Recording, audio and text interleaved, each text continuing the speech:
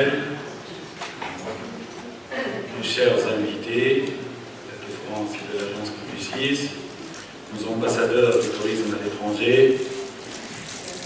tous les professionnels et le grand corps de tourisme réunis aujourd'hui à la 39e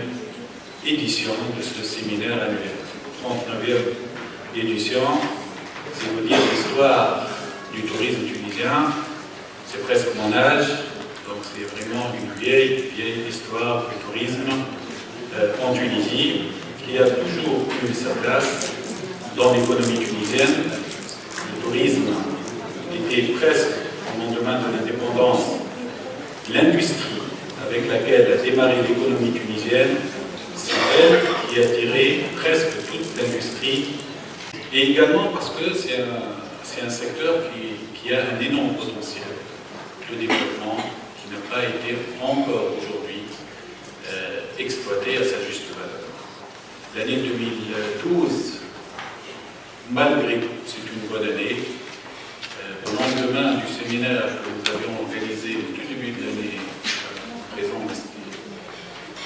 représentants à l'étranger et des tour opérateurs, c'était, je pense, en mémoire, le 3 février, et nous avons fait une réunion similaire. Nous nous sommes fixés cet objectif. L'objectif qu'on s'est fixé, c'était de dire on va rattraper cette année 50% de la perte enregistrée en 2011, et nous avons réalisé cet objectif. Grâce à votre travail, grâce au travail effectué par l'administration centrale et surtout l'implication très forte de la profession. Et c'est ce travail-là qui a malgré tout aidé à atteindre cet objectif, même s'il y a eu des hauts et des bas, mais globalement, ça a toujours été l'idée, on s'est fixé comme objectif d'arriver à 6 millions cette année. Et je pense, en termes de gestionnaire, vous, globalement, vous avez été bons sur l'atteinte des objectifs. On aurait pu faire mieux, certainement, mais on aurait pu faire mieux, on aurait pu, si les choses se passaient naturellement, s'il n'y avait pas eu des événements la veille de la saison estivale, autrement dit au mois de juin, et juste après la saison estivale, au mois de septembre, pour l'arrière-saison, on aurait certainement fait mieux que l'objectif qu'on s'est fixé, mais on vit une période avec ses particularités, et la capacité de rattraper en une année la moitié de pertes, c'est vraiment une fierté et une solidité de notre secteur, même si il souffre des problèmes structurels dont tout le monde est convaincu, dont tout le monde partage le diagnostic, mais une résilience de retrouver dans cette incertitude que vit le pays, dans cette période avec de transition où tout est encore fragile, être capable de ramener plus de 5 millions de visiteurs étrangers, c'est un signe en partie de la réussite de notre transition, mais surtout de la solidité de notre tourisme, et qu'on a du mal quand on travaille quand on occupe cette place sur le pourtour méditerranéen, de la remplacer aussi facilement, aussi bien pour le consommateur que pour les professionnels et les opérateurs. Et donc ça, il faut en être conscient, il faut en être un peu fier, j'ai envie de le dire. Mais ça n'empêche qu'on doit aussi, et on est réaliste, et on est responsable, on doit être également conscient de nos faiblesses. Il y en a des faiblesses. Beaucoup de diagnostics ont été faits. Depuis 10 ans, beaucoup de problèmes structurels nuisent au développement de ce secteur. En parallèle de cela, nous avons travaillé sur la préparation de l'avenir. Et la préparation de l'avenir passe fondamentalement par une action en profondeur, une renaissance de notre secteur, en consolidant ses acquis, en consolidant ses forces, mais également en faisant tout pour pallier ses faiblesses et aller de l'avant. Une étude stratégique a été menée sur 2 années, 2009-2010, 2010, nous avons repris cette étude qui reste valable à 90%, et nous avons veillé surtout à voir la meilleure façon de préparer sa mise en place opérationnelle, parce que c'est ça le plus important, c'est comment on va arriver à traduire la théorie en pratique. Et surtout que nous n'avons pas réellement l'habitude de le faire, surtout qu'on voudrait qu'il y ait un espace différent, un espace qui fait participer les experts, qui fait participer l'administration, qui fait participer la profession et les professionnels. Et c'est pour ça qu'on a créé, présenté lors d'un conseil des ministres, le 10 juillet, la date,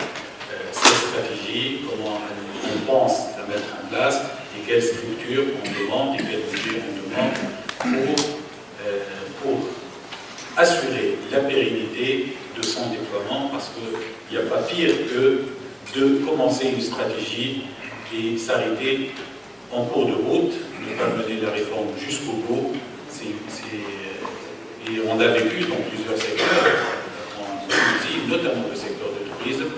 parce que quand on fait des tentatives, et on ne va pas jusqu'au bout de la réforme. Donc on a créé cette unité de gestion qui aujourd'hui se profile, le décret qui donne le cadre juridique, les moyens financiers et la direction de cette unité a été publié récemment, début novembre. Nous avons embauché la personne qui va présider et qui aujourd'hui a la mission de trouver des locaux, de commencer à construire des équipes. Nous avons des budgets d'appui de l'étranger, de l'AFD, de la FAD, de l'Union européenne. Plusieurs conventions ont été signées avec la France, avec l'Italie. La France est la semaine prochaine, avec l'Italie, avec la Turquie. Et tout ça avec une vraie volonté d'aller de l'avant, une vraie volonté de dépasser, parce que c'est un secteur qui dépasse les personnes, de dépasser les personnes pour mettre les institutions qui travaillent, pour repenser la gestion du tourisme. C'est un axe de la stratégie. ONTT, des agences spécialisées en formation, en qualité, une décentralisation, repenser la gestion, diversifier les produits, repenser le marketing, repenser le financement en commençant par résoudre le problème qui nuit aujourd'hui à l'épanouissement du secteur. J'entends par là le problème de l'endettement. Tout cela sera mis en marche très rapidement, je l'espère, par des groupes de travail qui font en trépied entre profession, administration et professionnels, chacun spécialiste dans son secteur. Nous avons reçu beaucoup de propositions, il faut juste maintenant les mettre en musique, les mettre en mécanique pour atteindre cet objectif, et surtout, il faut s'assurer que cette stratégie dépasse le gouvernement actuel et continuera sur les 5 prochaines années pour arriver à l'atteinte de ces objectifs. Le marketing, c'est un axe fort, c'est l'objet de notre réunion aujourd'hui. Nous n'avons pas attendu, avec l'ONTT, de continuer sur les process classiques, j'ai envie de dire. Et cette année, nous avons commencé d'ores et déjà, rien que pour 2013, d'envisager d'une manière différente d'appréhender notre communication, au moins sur le marché européen, et c'est pour cela que l'appel d'offres a été fait d'une manière différente, à savoir une agence, une seule agence, et avec des critères assez sévères, j'ai envie de dire, pour garantir la sélection d'une agence qui fait partie du top 5, du top 10, il faudra mieux, on ne va pas leur faire de la publicité, mais c'est juste pour demander qu'on sera très exigeant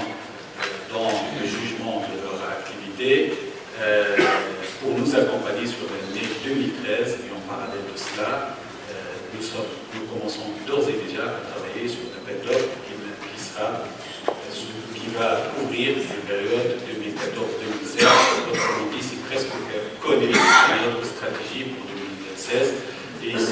cette nouvelle expérience va nous aider dans le choix et dans la définition de ce cahier de charge pour continuer sur la même approche. D'autres marchés seront abordés où il y a un énorme potentiel, où on fait quasiment rien, tels que la Chine, tels que les pays de l'Amérique latine, les pays du Golfe et là aussi il reste encore un potentiel, et surtout la Chine, j'insiste là-dessus, où on va faire une action très importante, concertée, les 3V, concertée entre l'aérien, les vols, l'administration, les visas tout simplement, et la visibilité sur ce marché énorme, avec un énorme potentiel, où la Tunisie intéresse beaucoup les Chinois, d'après quelques tests menés sur ce marché-là. Le travail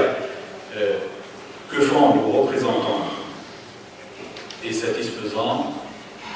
mais il doit évoluer. Nous ne pouvons plus, moi je ne leur demande plus, de se contenter d'assurer les missions classiques, d'organiser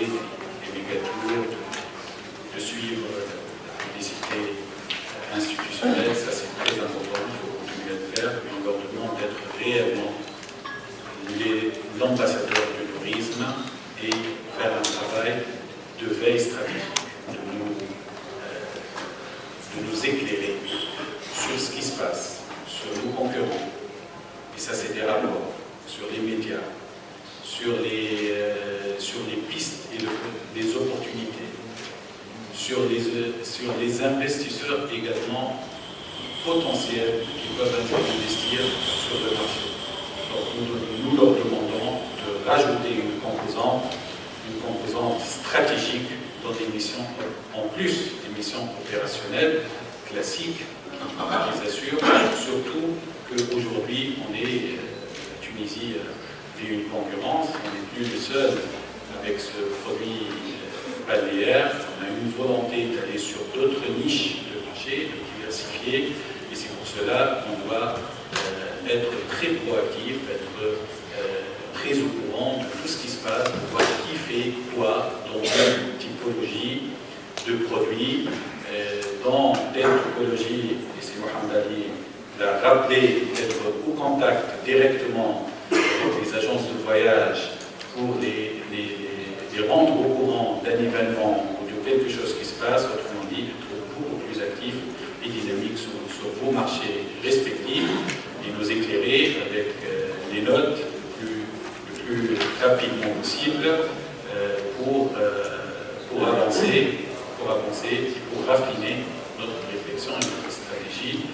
J'espère qu'on aura, en fin de cette journée, une idée plus claire sur les perspectives de l'année prochaine, sur les potentialités, sur les menaces aussi qui nous guettent, le paysage politique, avec ses difficultés inhérentes à toute transition démocratique, à toute transition dans un pays. Nous avons fait un pas énorme dans la construction des institutions. Nous sommes presque maintenant on rentre dans la dernière ligne droite. On a un calendrier, même s'il n'est pas définitif, pour la feuille de route jusqu'aux prochaines élections, qui sont nécessaires. Nous avons beaucoup, nous en sommes maintenant conscients. Et c'est pour cela que nous avons insisté pour que ces élections aient lieu le mois de juin prochain, parce que, avec une conviction simple, c'est qu'il nous faut rentrer maintenant dans une phase de stabilité, et surtout, il nous faut un gouvernement qui a le temps d'engager des réformes à long terme, mais surtout un Parlement capable de changer les lois le plus rapidement possible, parce qu'un État, un gouvernement, vous, l'administration, on est parfois